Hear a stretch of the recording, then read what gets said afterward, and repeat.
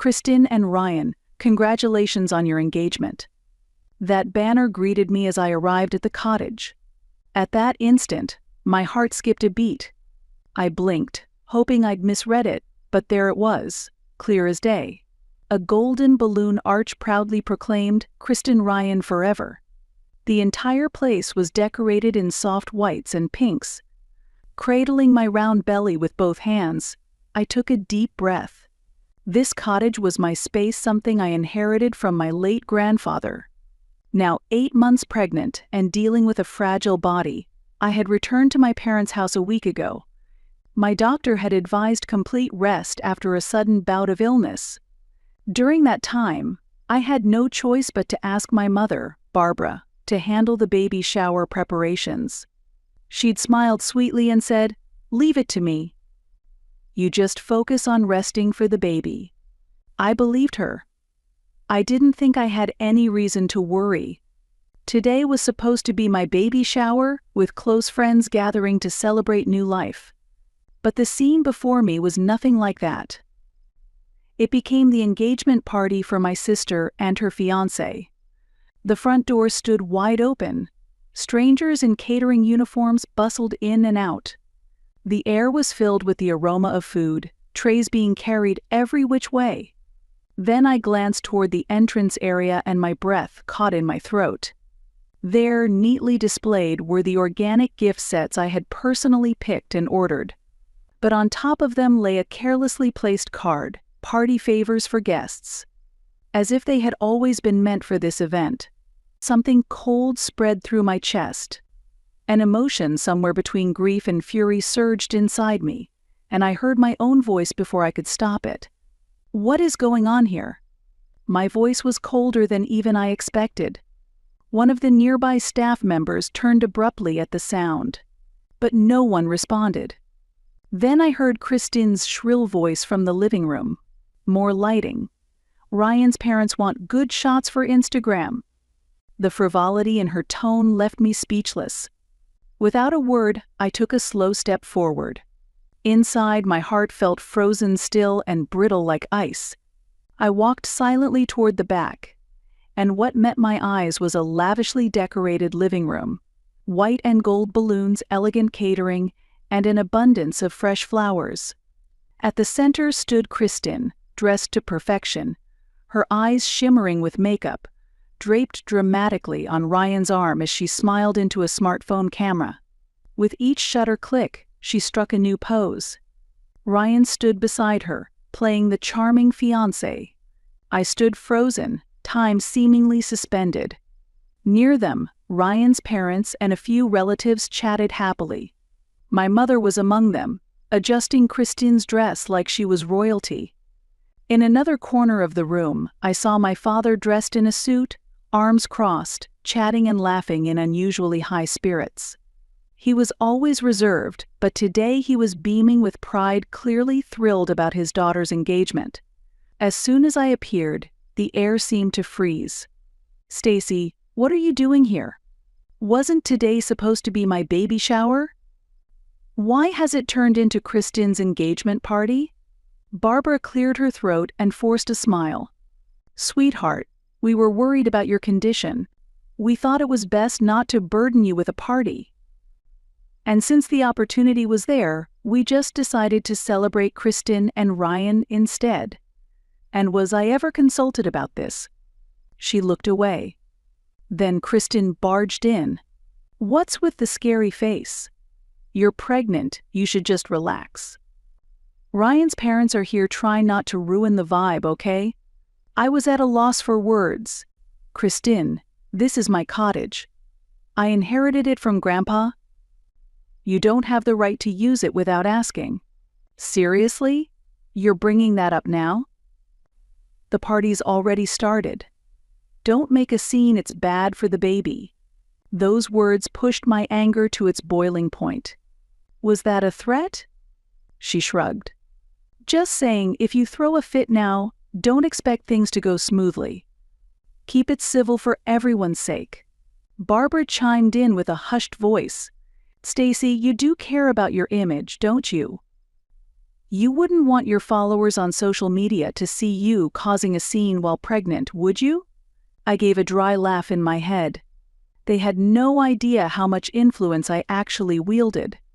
I took a step back and pulled out my phone. Quietly, I took several photos of the living room, the banner with Kristin and Ryan's names, and the gift sets that had been repurposed without my consent. Kristin and Barbara went right back to chatting, thinking they'd won. Kristin leaned toward Ryan's mother, smiling warmly. "Isn't this wreath just lovely?" I picked it myself. I couldn't stop myself from speaking up. "That wreath?" I was the one who ordered it. The air seemed to freeze for a moment. Ryan's mother turned to me, eyes wide in surprise. "And you are?" "Stacy Hansen. Kristin's sister. I own this cottage. And today is supposed to be my baby shower." Ryan's father stepped toward us, looking concerned. "Barbara, what is she talking about?" My mother smiled serenely. "Just a little misunderstanding. Stacy wasn't feeling well lately, so we made a last-minute change. That's all." "Isn't that right, Stacy?" I returned her smile just as serenely. "I'll be explaining everything properly in due time. But for now, the issue is that a party is being held in my cottage without permission." Without saying another word, I looked away. Whatever my mother and Kristin had to say next no longer felt worth hearing. Placing a hand gently on my belly, I turned on my heel. "Stacy, where are you going?" Barbara called after me. But I didn't stop walking. Strangely, I felt no rage, no grief. Those emotions had passed. Right now I'm simply calm, quiet, and focused on what I need to do. Each step toward the exit felt solid and certain. As I stepped outside, the salty sea breeze brushed against my cheek. I walked slowly to the car, opened the door, placed my bag in the passenger seat, and sank into the driver's seat. The door closed with a quiet click, and for a moment, the tension in my body released just slightly. I let out a long breath and leaned back. Then, I closed my eyes and took a deep breath. The plan ahead was already clear in my mind. No hesitation. This time, it was my turn. I took another deep breath. My fingers wrapped firmly around the steering wheel. "We're okay. We're going to be okay," I whispered, placing a hand on my belly. Then I picked up my phone and made a direct call to the local police. After a few rings, a calm male voice answered. "Sandpoint Police Department. How can I help you?" "My name is Stacy Hansen.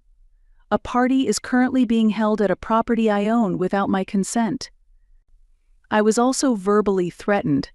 "I'd like to report this as trespassing and request an official response."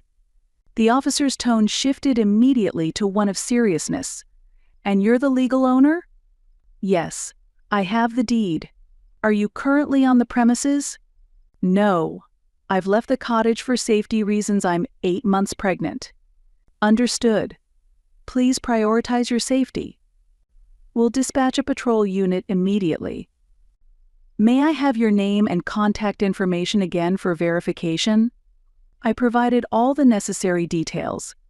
Once officers arrive on site, they'll conduct an initial assessment. Until then, please remain in your vehicle or return home and stay safe. Thank you. I appreciate it. After ending the call, I rested my forehead against the steering wheel and let out a quiet sigh. The police were taking action. They wouldn't be allowed to get away with this anymore. I whispered to the child inside me. "Mommy will protect you, no matter what." While waiting for the police, I opened my phone and began organizing the photos and audio recordings I had taken. Then I called my best friend, Julia. "Julia, can you talk right now?" "I just got to the cottage, and things got out of hand." I quickly explained what had happened. How the baby shower I'd planned had been hijacked by my sister and mother and turned into an engagement party. How I had even been threatened when I confronted them. Julia had originally planned to be at the baby shower today, but an emergency night shift at the hospital had left her too sick to attend. I could hear her inhale sharply over the phone. That's insane. I can't believe they'd go that far. Are you okay? Were you scared? Honestly, I was shocked. But now I feel more clear-headed than anything. Stacy, you are incredibly strong. Where are you now? In my car. I left quietly. I've already called the police. I'm planning to send the evidence to Madison, too. Madison was a mutual friend of ours from high school, now a brilliant attorney. She knew everything about my family's dynamics, so I had no hesitation in reaching out to her. Got it. Send me the recordings and photos. I'll handle getting in touch with Madison. You just rest for now, okay? Thank you, Julia. After ending the call, I sent the data to Julia. Then I mentally walked through the next steps. It wasn't long before I heard the sound of sirens in the distance. A patrol car had arrived and an officer began asking for details. I calmly presented the ownership documents and explained the situation. Today was meant to be my baby shower. Instead, my mother and sister changed it without my permission into an engagement party and subjected me to emotional pressure. I'm 8 months pregnant, and my doctor has instructed me to rest. I don't consent to being forced into a social gathering. The officer assessed the situation and called over my mother, sister, and Kristen's fiancé, Ryan. You are hosting an event without the property owner's consent. I'm going to ask you to disperse immediately. Kristen's face turned bright red. Stacy, how could you? What am I supposed to tell Ryan's parents? I replied quietly. Stop trampling over my life just to preserve your image. The atmosphere tensed the moment the police arrived. Guests, including Ryan's parents and other relatives, began murmuring and shifting uncomfortably. When the officer formally stated that the property owner has requested everyone to leave, that became the cue. One by one, guests began gathering their things. The smiles were gone. Everyone avoided eye contact. Within less than 30 minutes of the police's arrival, everyone who wasn't family had cleared out. What remained were the torn decorations and my parents and sister, staring at me with seething expressions. They glared at me, completely speechless. Then the officer stepped forward. This appears to be a family matter. I ask that no further disturbances occur. Please resolve this privately going forward. His voice was calm, but firm, drawing a clear boundary. My parents and sister gave no argument. They only nodded, subdued. The officers turned to me and said, "Please contact us again if anything else happens." Then they quietly left. The soft click of the front door echoed through the now silent room. And then it came. "What the hell is wrong with you, Stacy?" Kristen marched toward me, face flushed with fury. "Did you really have to blow this out of proportion? Who do you think you are?" I didn't flinch. I looked her straight in the eye. Me? I'm someone protecting her own home and her own life. Her face darkened even more. Your house? So what? That doesn't justify calling the police. We're family. We could have talked this out. If any of you had intended to talk to me, you wouldn't have held a party behind my back. Silence fell like a heavy curtain. Ryan turned to Kristen, his expression sharp. "Kristen, is that true? You held this party without her permission?" "I didn't know anything about that." Kristen faltered, but then snapped back defensively. "Oh, shut up. You don't know anything? Stacy always plays the poor victim. I bet she can't wait to cry about this to her followers online." "That's your whole strategy, isn't it?" I replied in a cool and steady voice. "Even if it were, it would still be better than what you just pulled." The room froze. Then my mother spoke, voice trembling. "Stacy, why would you humiliate your family like this? You've made everything so awkward for everyone. We did all of this out of kindness. How could you? I narrowed my eyes. Kindness? If this is your idea of kindness, then I guess my child was just collateral damage for your vanity. There was nothing left for them to say. I have nothing more to say. I'll protect myself and my baby. That's all that matters. Without another glance back, I walked calmly toward the door. I could feel their glares burning into my back, but I never turned around. That night, I stayed at a nearby hotel. Before going to bed, I opened my social media and posted a short message alongside a few photos from the event. Today was supposed to be my baby shower. Instead, I arrived at my own cottage to find it had been turned into my sister's engagement party without my knowledge or consent. I'm 8 months pregnant, and yet they tried to pressure me into going along with it. What would you do? The post spread rapidly, and comments full of anger and sympathy began pouring in. As an influencer with over 800,000 followers, my words carried weight and they traveled far, fast. News outlets, social commentary pages, and viral roundup accounts picked it up. Soon, the story was being shared by people I didn't even know. The next day, I returned to the cottage. The living room was a mess. Balloons scattered across the floor, crushed flower petals, half-finished drinks. I took a deep breath and began cleaning in silence. Then my phone buzzed. Madison's name appeared on the screen. Madison? I paused and answered. Sorry it took me a bit to call back. I reviewed the materials you sent. This definitely qualifies as trespassing and emotional harassment. You could take legal action. Do you want to? I sank onto the sofa, thinking for a moment. Thank you, Madison. I appreciate it. But I'm not sure I want to file it just yet. That's fair. I think taking time to process things is the wise choice. Focus on your health for now. Yeah, thanks. Honestly, I'm still sorting through everything that happened. But I've decided I won't let this slide. Good, that's the mindset you need. No rush. And remember, you can reach out to me anytime. Don't hold back just because it's family. What they did was absolutely wrong. I exhaled softly. I'm really grateful you're here for me. Thank you truly.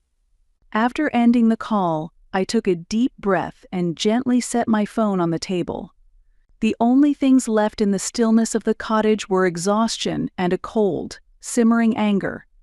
I picked up my phone again and opened my social media feed. The post had already been widely reshared. The comment section was overflowing with outrage and support. This is beyond cruel, unforgivable, especially to do this to a pregnant woman. You have my full support. Even people who knew my parents or lived nearby had begun to voice their condemnation. For people like my mother and sister, who valued appearances above all else, this was an unbearable blow. Just then, my phone rang. It was my mother calling. I hesitated but answered. What is it? Stacy, what are you doing? Stop posting on social media. You're humiliating yourself out there. Humiliating? You're the ones who hijacked my event and tried to intimidate a pregnant woman. Do you not realize how bad this looks for the family? Sharing this with your followers, what were you thinking? This is how I deal with things now. You tried to walk all over my life, so deal with the consequences. She kept yelling, but I ended the call. Moments later, Kristen called. I declined without hesitation. Then the messages came. One after another. Why would you do this? I'll apologize, just take the post down. Do you have any idea what this is doing to me? I read each one quietly. I won't let you control me anymore. I whispered to myself and didn't reply. Instead, I began drafting my next post. Thank you to everyone who reached out. I'm okay. My priority is the baby, and I won't tolerate any more mistreatment from my family. Your kind messages mean the world to me. After posting, I set my phone down and took a deep breath. A calm, steady resolve settled within me. It was time to draw a firm line with legal backing. The next morning, I called Madison. "Stacy, did you manage to get some rest?" "Honestly, I'm still tired. But mentally, I'm sharper than ever. I want you to proceed with formal notices. No more gray areas." "Got it. I'll start immediately. First, we'll send a cease and desist regarding the unauthorized use of the property and ban them from entering. We'll also restrict them from any direct contact." "Thank you, Madison. I really appreciate this." After hanging up, I resumed tidying the cottage. The morning sea breeze outside felt surreal, almost too calm compared to the chaos of the day before. By early afternoon, Madison sent over a draft of the notice. I reviewed and approved it right away. The formal documents were sent via express delivery to my parents and sister. I also contacted the cottage's management company and formally registered a restriction. My family was no longer allowed on the premises at all. This place is for me and for my child. I won't let anyone violate it again. That evening, Madison called again. "The notices have been successfully sent. They should arrive tomorrow. Also, your post, it's gaining major traction. Several media outlets have picked it up." "I know, but I don't regret it. It needed to be said. It was the right move. If they try to reach out to you directly, let me know immediately." "I will."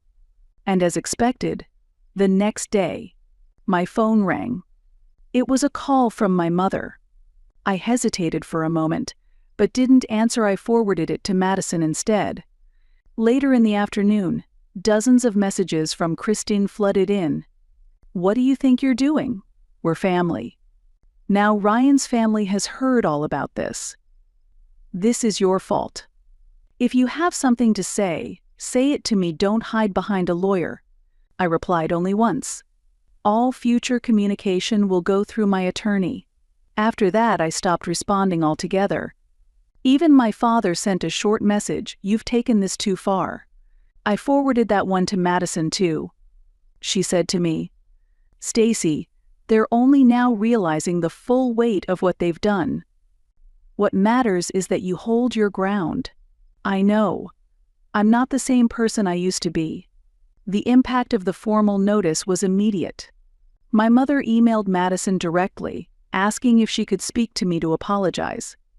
Madison replied, firmly but respectfully, "Now is not the time. Please refrain from making contact."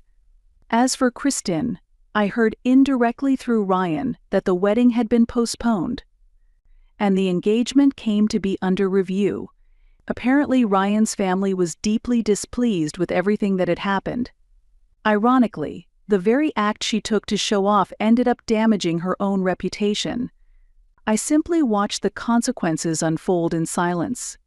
Eventually, once I had finished tidying up the cottage, Julia came to visit. "Stacy, you've done incredibly well." "Thank you. I've stayed this calm because I knew you had my back." Honestly, it was satisfying to see. What they did was outrageous. They got exactly what they deserved. But more than anything, I'm just glad you're safe. You and that little baby of yours?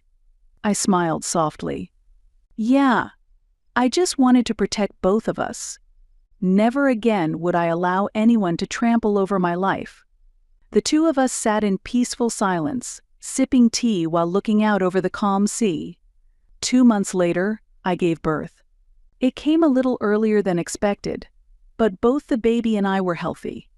A strong, beautiful baby girl. The moment I heard her tiny cry for the first time, I couldn't stop the tears. "No matter what happens, Mommy will always protect you," I whispered, holding her fragile body close. After giving birth, life gradually began to settle down, and I started a new chapter with my daughter. Messages of congratulations poured in from my followers. I began sharing glimpses of our daily life on social media, alongside the news of her birth. I hadn't heard from my family since the incident. And honestly, I liked it that way. 6 months later, I returned to the cottage for a visit, my daughter sleeping peacefully in my arms. She clutched my finger tightly, breathing soft and even.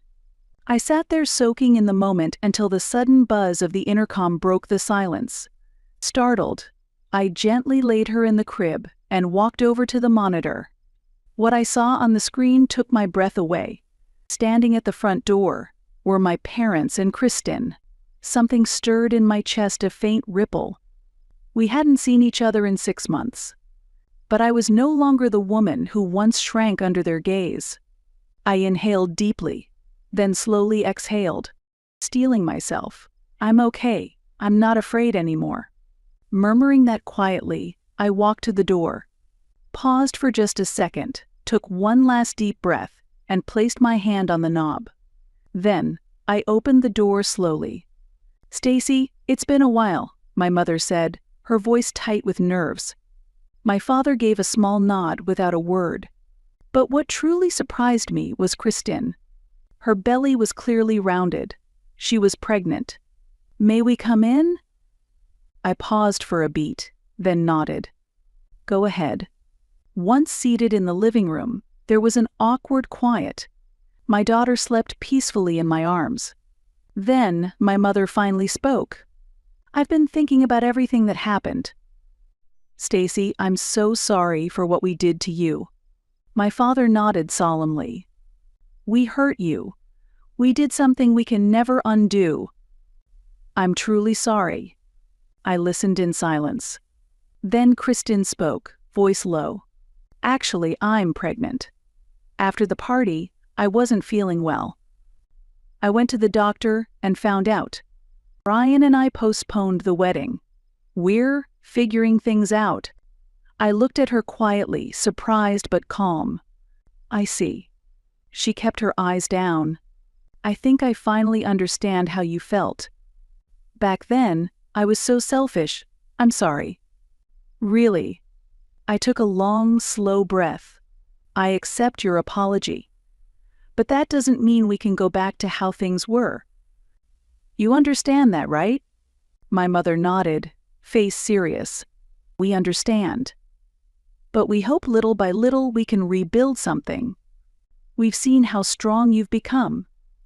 We'll never take you lightly again." I looked down at my daughter's sleeping face. "Right now, I have something precious to protect. And just because we're family doesn't mean I'll accept anything unjust.